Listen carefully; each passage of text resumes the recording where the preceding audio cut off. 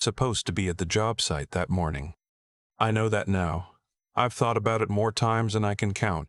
The way one wrong turn, one broken GPS, one misread address can change the entire shape of your life. But I'm getting ahead of myself. That's a habit I've always had. My daughter Juniper calls it telling the ending before you've earned it. She's 12 and already smarter than me, so I try to listen.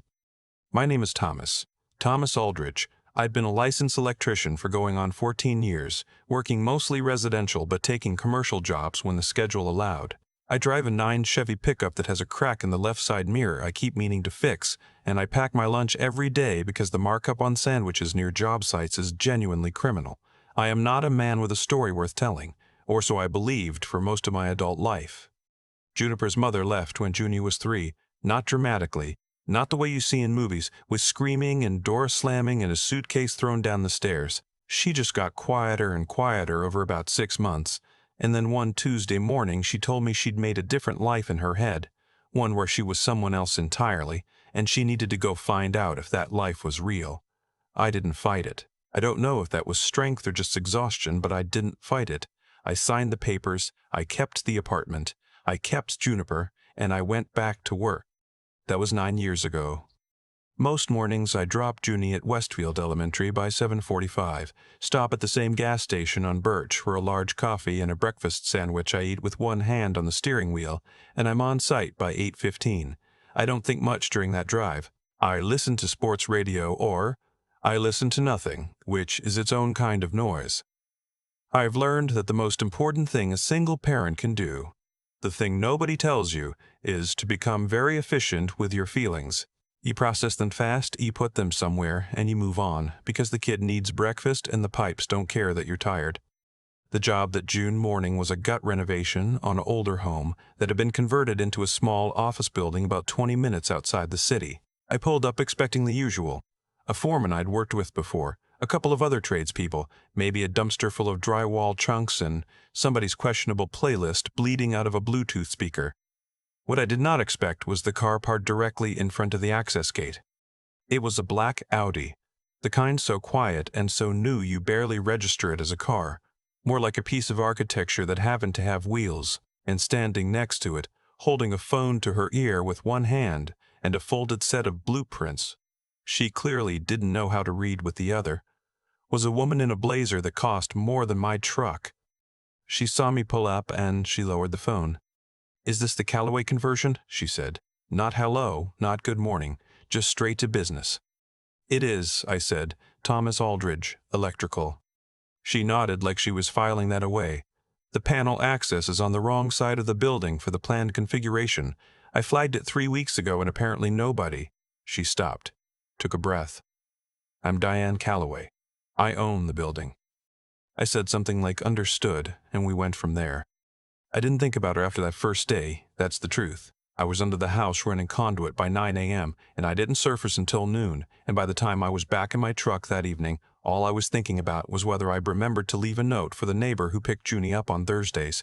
I had. I usually do. But the anxiety of possibly having forgotten is its own permanent low-grade noise, one I've learned to just carry. Diane showed up again 2 days later, then again the following week. She was the kind of owner who needed to see the thing happening with her own eyes, which some people find irritating and I actually respect, because it usually means they care about it. She asked good questions. She didn't pretend to understand things she didn't understand, which is rarer than it sounds. And she never talked down to me, which, look, I've had clients who couldn't help themselves on that front, and I noticed the absence of it. The day she actually talked to me, really talked, not just job stuff, was a Wednesday in July. I was eating my lunch on the tailgate, which is where I always eat, and she pulled up and sat in her car for a few minutes with the engine running before she got out. I don't know what she was doing in there, maybe working up to something, maybe just answering emails. She came and stood a few feet away and said, "Do you mind if I sit here for a minute? I've been in meetings since 6:30 and I need to be somewhere that's not a conference room." I said, "Go ahead." She sat on the tailgate. She was wearing a dress and heels that were completely impractical for a construction site, but she managed them anyway, which I noticed and said nothing about. We sat there for a while without talking, which I was fine with. The sound of the job site was everywhere. Compressors and saws and somebody arguing about something near the east wall, and she seemed to let it wash over her like a thing she'd needed without knowing it. Eventually, she said, "Do you have kids?" I told her about Juniper. Something happened in her face when I said my daughter's name. I couldn't tell you exactly what it was, a softening maybe, or a quick flash of something sad that she moved through fast. She told me she had a son, Brennan. He was 8. "He doesn't talk much," she said. Not like she was complaining, more like she was reporting a fact she was still trying to understand. "How long?" I asked. She looked at me. "How long has he been quiet?" She was still for a second. "About 2 years, since his father and I separated." She looked out at the construction. "He talks to his therapist, his teachers tell me, just not at home, not to me." I didn't say I'm sorry because I hate when people say that without knowing what to do with it. I said, kids go quiet when they're processing something they don't have words for yet. Some of them need a really long time. She looked at me. Yes, that's actually exactly what the therapist said. The therapist is right. She almost smiled. "He likes dogs," she said, like she was adding a footnote. "He's never met a dog he didn't want to stay with forever. I've thought about getting one, but the condo has rules, and I travel, and—" She stopped. "I always have an and." I told her that was fair, that being a parent who works is basically just a long series of ands. She laughed a little at that, just a small one, but it was real. I didn't see her again for 10 days after that. The job was finishing out, my part was mostly done, and I had 2 other sites going, and I was thinking about whether to enroll Junie in the summer reading program at the library on 4th. I was not thinking about Diane Calloway. That part is important to say because of what happened next, and because I want to be honest about the sequence of things. She texted me. My number was on the contractor file. She said she had a lighting question at her condo, and could I give her a quote. I said sure, sent a time, and thought nothing of it. The condo was on the 14th floor of a building downtown that I had actually wired a unit in 8 years ago, which made me feel like a ghost of myself, walking back through my own history. The lobby had marble floors and a security desk and the particular kind of quiet that only expensive places have. I told myself I was here for a job. I rode the elevator, knocked on the door. Brennan answered it. He was small for 8, and he had his mother's eyes, and he was wearing a dinosaur shirt that had a small mustard stain on the sleeve. And he looked at me the way kids look at adults who are not immediately a threat, but also not yet approved, like he was running a quiet calculation. I said, "Hi, I'm Thomas." He didn't say anything. I said, "Nice shirt. I always had a soft spot for the ankylosaurs." He looked down at his shirt, then he looked back at me, then he stepped back and let me in. That was the whole of our first conversation, except it wasn't a conversation at all. But I noticed that he didn't leave the room after that. He sat on the couch with a book while Diane walked me through the lighting situation, and every few minutes I could feel him looking at me from behind the pages, that quiet measurement continuing. I came back twice more for the work. Both times Brennan was there, at the couch or the kitchen table, present in the same watchful way. He never spoke to me directly, but he brought me a glass of water once without being asked, just set it on the counter near where I was working and went back to his spot. I thanked him. He nodded once, very seriously, like we'd concluded a business matter. The third visit, I brought Junie. I don't know exactly why I did it. It was a Saturday and I had no one to watch her, and I asked Diane if it was okay, and she said of course. Junie being Junie, she walked in like she owned the building, looked around, said cool place, and immediately found the window with the best view of the street below. That's her whole personality, compressed. Brennan materialized next to her within about 4 minutes. No preamble. Just there, standing beside her, looking down at the same street. Junie pointed at something and said something I couldn't hear, and Brennan's face changed in a way I hadn't seen it change before. Not a smile, exactly. Something quieter than that, like a window opening. Diane saw it too. I wasn't watching her, but when I glanced over, she had her hand over her mouth, and her eyes were doing something she was working very hard not to let them do. I looked away. That seemed like the right thing. I finished the job and I started to pack up, and I told Juniper it was time to go. She made the usual case for 5 more minutes, and when I said okay, she went back to Brennan at the window. I was at the door with my bag when Brennan walked up and stood in front of me. He was holding a folded piece of paper. He held it out. I took it, unfolded it. It was a drawing, done in pencil, careful and detailed, of a dog. Underneath the dog, in uneven printed letters, it said, "Thomas's dog." There was no dog that I owned. We'd never spoken about a dog. I had no idea where this had come from. I looked at him. He pointed at the picture, then at me. Then, and this is the part that I still think about, the part I'll probably think about for the rest of my life, he pointed at himself. I said, very carefully, "Is that dog for me?" He shook his head. "Is it for us?" The smallest nod I have ever witnessed in my life. I folded the paper and put it in my shirt pocket. I said, "Okay, let's figure that out." He turned and walked back to Juniper without a word. Diane was standing in the kitchen doorway, and she'd given up on not crying, which I respected. I said, "I'll call you." She laughed, which was wet and short and real. I did call her. That same evening, we talked for 2 hours on the phone, which is something I had not done since I was maybe 23, and it felt strange, and then it felt completely natural, and then it felt like something I'd been missing without knowing it was a thing that could be missed. She told me about Brennan's father, a man named Douglas, who was by all accounts not a bad person, just one who fell in love with his career in a way that crowded out everything else, who showed up but was never quite there, who gave Brennan expensive things and missed the particular look on his son's face that meant he wanted to be seen, not given to. She told me this without bitterness, which I thought was remarkable. And then she told me she'd signed the divorce papers on a Tuesday morning in February 2 years ago and driven herself home in silence and sat in the parking garage of her building for 40 minutes before she could make herself go upstairs. I told her about Junie's mother, about the quiet months and the Tuesday morning in the papers, about the 9 years of lunch notes and pickup schedules and science fair projects, and the year Junie cried every night for 6 weeks because she missed a mother who had chosen to be missing, and how I held her through that without being able to fix it, which was the hardest thing I've ever done. Neither of us said anything for a while. Then Diane said, "I've been on 3 dates in the last 2 years, real ones, set up by people at work. Every one of them asked me within the first hour what exit strategy I had for the company, and I sat there and I thought, that's not it. That's not what I want to be the question." I said, "What do you want the question to be?" She was quiet. Then, something like what you asked Brennan, something simple, something that actually sees what's there. I didn't know what to say to that, so I didn't say anything. Sometimes that's the most honest response. She had a fundraising gala at the end of September, a real one. Black tie, ballroom, the kind of event I'd seen advertised on banners downtown without ever imagining myself inside one. She called it an obligation, which was generous. It was her company's signature charity event, the kind of thing her whole board attended. She asked me if I would come. I told her I didn't own a suit. She said, "You can rent one. I'll send you where I send everyone." I told her I didn't know how to move in those rooms. She said, "Neither do most people. They just learn to fake it." I thought about it for a week. I talked to exactly no one about it because there was no one I would have known how to explain it to.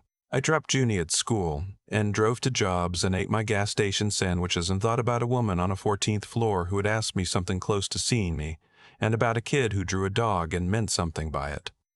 I went. The rental place she'd recommended fit me in something dark navy that the tailor said was clean and strong, and I decided to take that as a good sign. I drove myself there because I'm not a man who can be comfortable arriving in a car someone else booked, and I parked 3 blocks away and walked, which meant I was there early, which meant I stood at the edge of things watching the room fill with people who had all clearly done this before. Diane found me in about 4 minutes. She looked at me once and said, "Good."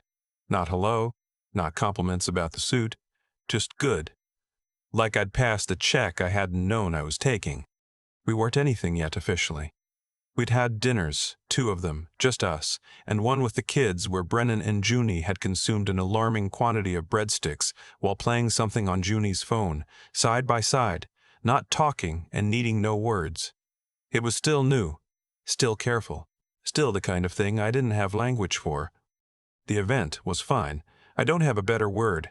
I talked to people when they talked to me. I listened more than I spoke. And somewhere around the 3rd hour, a man named Preston, who was on Diane's board, pulled me aside in the way that men like that pull people aside and said, "She's exceptional. Whatever you're doing, you should know what you're stepping into." I said, "I know exactly what I'm stepping into." He looked at me like he was deciding something. Then he nodded and walked away. What I hadn't known was that Brennan was there. It was the end of the night. Guests thinning out, the band playing quieter, staff beginning the slow work of dismantling Beauty. Diane's assistant had brought him in near the end because his sitter had a family emergency, and he was sitting in a chair at the edge of the room in his small blazer with his book, which he apparently carried everywhere, which made me like him more than I had words for. I went and sat next to him. He looked up. I said quietly, "Boring?" The slightest shrug, which from Brennan was the equivalent of a whole speech. I said the food was okay, but the bread rolls were stale. He looked at me seriously, and then produced from the inside pocket of his blazer a small dinner roll wrapped in a napkin. He held it out. I looked at it. I looked at him. "Did you steal that?" One nod, completely unrepentant. I took the roll. It was stale. I ate it anyway. He watched me the whole time, and then he did something he had never done before. He leaned sideways, just slightly, until his shoulder was against my arm. He didn't look at me. He went back to his book. But he stayed there, that small, warm weight that I hadn't known I was waiting for. Diane came and found us maybe 20 minutes later. She stood there for a moment before she said anything, looking at her son leaning against this man he decided something about in the quiet and specific way children decide things, and I could see her putting it together in real time, that thing she'd been hoping for and not letting herself hope for.